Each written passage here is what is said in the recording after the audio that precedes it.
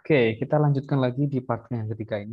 Sebelum masuk ke uji homogenitas, aku mau contohin dulu ya. Kalau misalkan kita pakai cara yang lebih cepat daripada step by step seperti ini. Misalkan soalnya pilihkan ya. Terus kita disuruh menguji secara cepat. Itu bagaimana? Nah, ini tadi kan ada contoh. Ini sebenarnya juga contoh uji independensi sih. Nah, ini ada contoh yang lain di sini. Coba kita kerjakan soal ini pakai metode yang lebih cepat. Nah, sebenarnya kita juga bisa memilih nih. Kalau mau cepat ya pakai p-value ini. Karena cuma bandingkan dengan alpha. Nah, nggak usah cari-cari yang lain kan. Alpha pasti sudah dikasih sama soal. Tinggal kita cari p-value. Nah, untuk mencari p-value-nya, kita akan menggunakan rumus efek yang ada di sini ya. Nih, aku kasih lingkaran deh. Ini pakai rumus ini.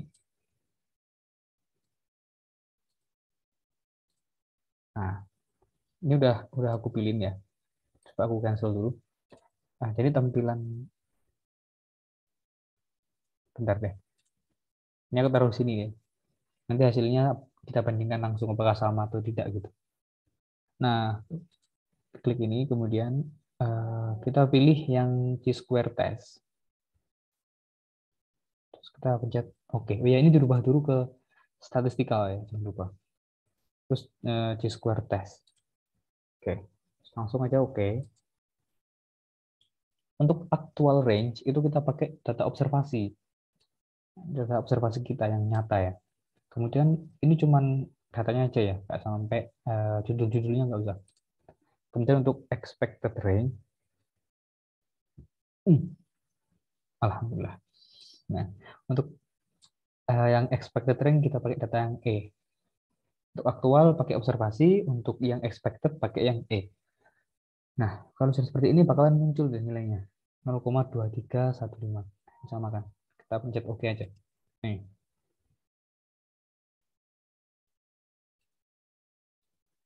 Nah, ini sama kan hasilnya. Kalau yang sebelah sini kita pakai step by step yang panjang ini untuk mencarinya. Setelah ketemu, kan ini pakai harus diketahui dulu kan untuk kalau misalkan pakai Chi-square di itu harus diketahui dulu Chi-square hitungnya dimasukin sini nih. Baru kita bisa mencari p-value. Cuman kalau misalkan kita mau cepat langsung gitu, kita langsung bisa mencari p-value tanpa menghitung Chi-square hitung terlebih dahulu. Caranya kayak yang tadi. Oke. Nah, kan udah ketemu nih, misal 0,23. Nah, kita bandingkan dengan alpha. Ternyata dia lebih besar dari alpha. Kalau lebih besar berarti dia adalah file to reject H0. Atau di sini kesimpulannya, hmm, terdapat cukup bukti untuk mendukung klaim bahwa treatment dan infeksi saling berhubungan. Ya, itu ya kesimpulannya. Yang ini tadi reject H0. Oh, sorry. Ini salah kesimpulan ini. Ngantuk aku buatnya. Ini kan file to reject H0. Berarti tidak dapat cukup bukti yang mendukung klaim. Oh ya, benar sih. Poinnya di sini ya. Poinnya di cukup buktinya atau tidak gitu. Poinnya di sini. Kalau tidak ya, kalau fail to reject berarti tidak terdapat cukup bukti. Tapi kalau reject berarti terdapat cukup bukti. Oke, seperti itu teman-teman. Oke, kita akan lanjut ke uji homogenitas. Nah, sekarang kita masuk ke uji kontingensi yang uji homogenitas. Susah banget aku ngomongnya. Definisinya di sini uji homogenitas Chi kuadrat adalah suatu uji klaim bahwa populasi yang berbeda-beda memiliki proporsi yang sama dari beberapa karakteristik. Maka sudah dijelaskan ya. Kalau nggak langsung contoh gitu. Pengambilan sampel untuk uji homogenitas Chi kuadrat, subjek sampel dipilih secara acak dari populasi-populasi yang terpisah. Nah, nanti kemudian setelah diambil sampel dari populasi-populasi yang berbeda, kemudian nanti diuji apakah dari sampel-sampel yang telah diambil ini dia itu punya karakteristik yang sama atau tidak gitu antar populasinya atau antar sampel yang telah diambil dari populasi tersebut. Ya, ulangi lagi ya, mungkin ini adalah populasi, ini populasi, dan ini populasi. Kita ambil sampel dari sini, kita ambil sampel dari sini, terus kita ambil sampel dari sini, dan kita bandingkan nih tiga ini. Ini kita bandingkan. Apakah mereka bertiga ini memiliki karakteristik yang sama atau tidak gitu, satu sama lain. Mereka itu memiliki karakteristik yang sama atau tidak gitu, satu sama lain. Ya, itu ujinya seperti itu. Nah, ini untuk menggunakan notasi syarat statistik uji nilai kritis. Perbedaannya kita menguji hipotesis nol, di mana populasi yang berbeda memiliki proporsi suatu atau beberapa karakteristik yang sama.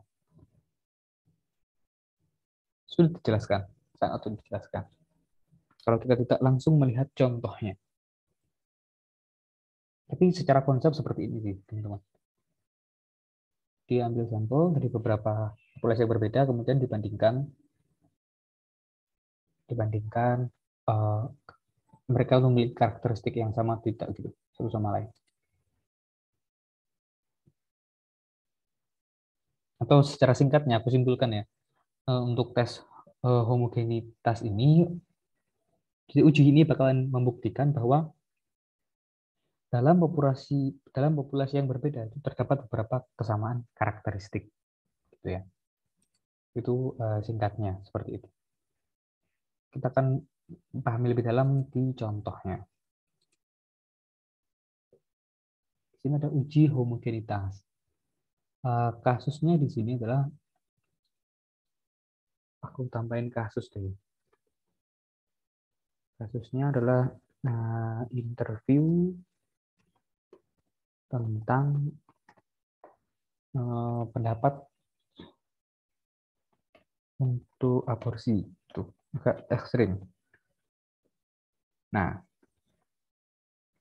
jadi dilihat nih di sini, jika yang menginterview atau yang menanyakan itu laki-laki, jumlah laki-laki yang setuju itu berapa, yang tidak setuju berapa. Terus kalau kemudian yang menginterview itu perempuan, kan biasanya kan ya sungkan gitu kan. Karena yang menginterview perempuan, kayak misalkan dia mau bilang setuju untuk aborsi ini kan ini, itu kan misal ada rasa tidak enak gitu. Jadi ini jumlah pendapat setuju dan tidak setuju juga berbeda ini. Itu ya maksudnya ya. Kemudian di sini kita buat hipotesis untuk K0-nya pendapat laki-laki homogen antar interview. Jadi meskipun yang nanya laki-laki ataupun perempuan, pendapat itu tidak mempengaruhi pendapat. Untuk yang H1 itu pendapat laki-laki heterogen. Untuk yang H1 ini ketika ditanya laki-laki dan ditanya perempuan itu akan menghasilkan jawaban yang berbeda. Itu yang H1. Untuk yang H0 itu sama. Meskipun ditanya laki-laki atau perempuan hasilnya sama. Oke, kita kerjakan. Ini datanya saya soal cuma yang ini ya. Nah, itu dari soal. Kemudian untuk caranya juga masih sama kayak yang tadi ya. Jumlahkan baris, jumlahkan kolom, jumlah total. Oke. Yang expect untuk mencari E, caranya juga masih sama. Ya, dari sini. Dari jumlah baris per jumlah kolom. Jumlah baris kali jumlah kolom per jumlah keseluruhan. Yang lain juga masih sama. Oke. Untuk chi-square hitungnya juga sama caranya. O min E kuadrat per E. Masih sama ini. O, ini dari O kan. O min E kuadrat terus per E. Oke. Dan hasilnya seperti ini. Ketemu chi-square hitungnya 6,5. Nah, oh ya, jangan lupa ya. Untuk mengecek apakah perhitungan kita udah benar atau belum, ini jumlahnya sama ya. Yang observasi dan ekspektasi ini jumlahnya sama. Kalau udah sama berarti udah benar. Loh. Oke, kita masukkan atau kita uji hipotesisnya di sini. Chi-square hitungnya kita dapat 6,5, 6,53 lah. Kemudian Chi-square tabelnya kita tinggal masukkan alfanya 5%, terus degree of freedom-nya 1.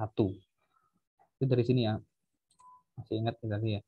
Jadi kan kolomnya ada 2, barisnya juga ada 2. Jadi 2 min 1 kali 2 min 1. Sama dengan 1. Oke. Dapat nih. Chi-square tabelnya 3,84. Kalau ininya 6,5, terus Chi-square tabelnya 3,4, berarti dia berada di sebelah kanan dari garis kritis. Artinya dia jatuh di tempat reject. Nah, kesimpulannya seperti ini. Chi-square hitung lebih besar dari Chi-square tabel. Dan reject H0. Dan karena original claim kita di H1, maka kesimpulannya adalah terdapat cukup bukti untuk mendukung klaim bahwa setidaknya ada satu pendapat dengan proporsi berbeda.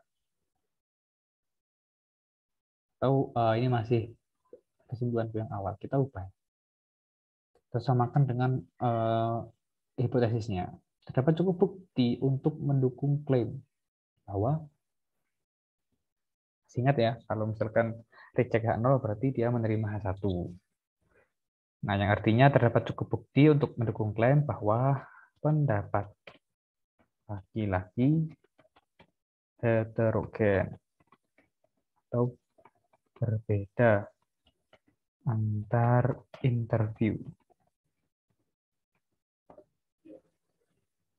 Nah, ini kita kopas di bawah. Nah, jadi kesimpulannya adalah berbeda. Jawabannya. Ketika ditanya laki-laki, mungkin beberapa orang akan menjawab setuju. Tapi ketika ditanya oleh perempuan, mungkin beberapa laki-laki itu akan menjawab tidak setuju. Tuh, karena sungkan mungkin. Nah, itulah contohnya untuk uji homogenitas. Sekarang kita masuk ke Fisher eksak. Ini juga PT juga ada sih keterangannya. Ini untuk Fisher eksak ya. Jadi prosedur uji Fisher ini dia itu digunakan untuk tabel kontingensi ya yang tadi 2x2 dengan frekuensi harapan itu di bawah 5. Artinya ada frekuensi yang nilainya di bawah 5. Nah, ini kan ada 1, ada 4 nih kan. Masih warna oranye ya. Yang datanya itu frekuensinya kurang dari 5. Kalau ada yang kurang dari 5, dia pakai Fisher nanti. Kalau yang ini tadi pakai Chi-square ya. Kalau yang di sini dia pakai, nanti caranya ada 3. Gitu. Pakai uji Fisher. Untuk metode mencari uji Fisher ini ada 3. Belum ke situ kita lihat-lihat dulu tabelnya. Jadi di sini ada data observasi yang pertama. Seperti biasa, ini caranya juga masih sama di jumlah baris, jumlah kolom. Kemudian untuk ekspektasi kita hitung sendiri, ini juga masih sama caranya. Jumlah baris per jumlah kolom, jumlah baris kali jumlah kolom per jumlah keseluruhan. Masih sama. Oke. Nah, tapi di sini dia tidak mencari tabel Chi-square kayak yang tadi sebelum-sebelumnya. Karena di sini acaranya berbeda untuk uji Fisher. Kita masuk ke hipotesisnya. Nah, ini adalah, oh ya sebentar ya, ini kasusnya adalah respon terhadap vaksin. Nah, jadi ada variabel kolomnya dia itu menerima dan menolak, terus variabel barisnya dia itu laki-laki dan perempuan. Itu ya. Nah, hipotesisnya yang pertama H0, H0-nya tidak ada hubungan antara respon vaksin dengan jenis kelamin. Jadi mau laki-laki atau perempuan itu tidak mempengaruhi dia itu bakal menerima atau menolak vaksin. Itu yang H0. Untuk yang H1-nya ada hubungan antara respon vaksin dengan jenis kelamin. Jadi laki-laki atau perempuan itu berpengaruh kepada diterima atau menolaknya vaksin. Menolaknya atau menerimanya vaksin. Ya, itu ya. Di sini aku kasih catatan bahwa Fisher Exact ini digunakan untuk tabel kontingensi 2x2. Ya kayak gini ya. 2x2. Yang memiliki frekuensi ekstrim. Nah, dia itu ada yang nilainya di bawah 5. Bukan hanya di data observasi, tapi juga di data ekspektasinya juga demikian. Dan nilai yang kurang dari 5. Ini salah lagi yang aku warnain. Sorry. Aku benerin dulu ya.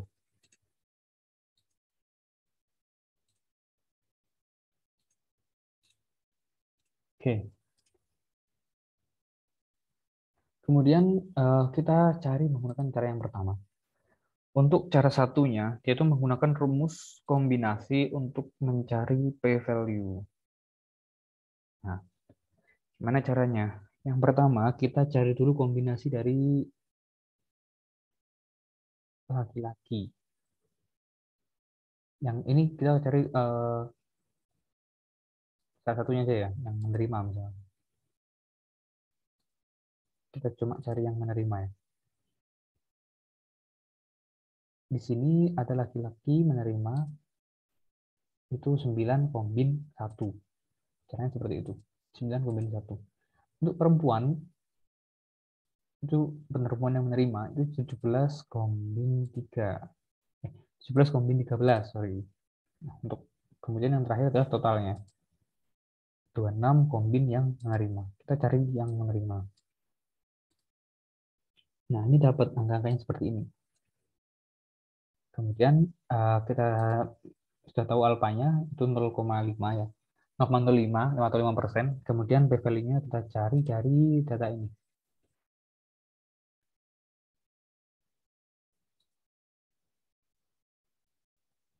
Dari 9 dikali 2,380 per 9.650.000 sekian. Nanti akan ketemu p-value jumlah 0,002. Yang artinya dia itu p-value-nya kurang dari alpha. Dan kesimpulannya bakalan reject H0. Kalau reject H0 berarti dia mendukung atau menerima H1. Jadi kesimpulannya adalah terdapat cukup bukti untuk mendukung klaim bahwa ada hubungan antara respon vaksin dan jenis kelamin. Ini pernyataannya H1. Ya, karena kita tetap menggunakan original klaimnya H1. Oke. Kita lanjut ke cara yang kedua, itu ada menggunakan rumus Excel dis untuk mencari p-value. Ya lebih cepat ya daripada menggunakan kombin tadi agak ruwet. Kita bisa menggunakan ini yang rumus hip geometri lah ya. Cuman rumusnya seperti ini tulisannya. Nah, ini tinggal kita masukin nih angka-angkanya. Yang pertama, ini ada sampel S. Sampel yang menerima ya, laki-laki menerima itu ada C5 atau 1 ini dimasukin, kemudian C7 ini adalah jumlah dari total number of sample, kemudian E5-nya adalah populasi dari laki-laki ya, kemudian E7-nya ini adalah number populasi, kemudian kumulatifnya kita pilih true. Oke, ingat-ingat bahwa sampel S atau S-nya yang dicari adalah ini, kemudian sampelnya, terus dari jumlah barisnya, kemudian yang terakhir nama populasi ini adalah total keseluruhan. Terus kumulatifnya pilih true. Tinggal kita pencet enter, nanti akan muncul nilai seperti ini. Dan hasilnya harusnya sama. Ini ya, cara 1 dan cara 2. Kemudian kita bandingkan dengan alpha masih sama. Ketemu reject H0.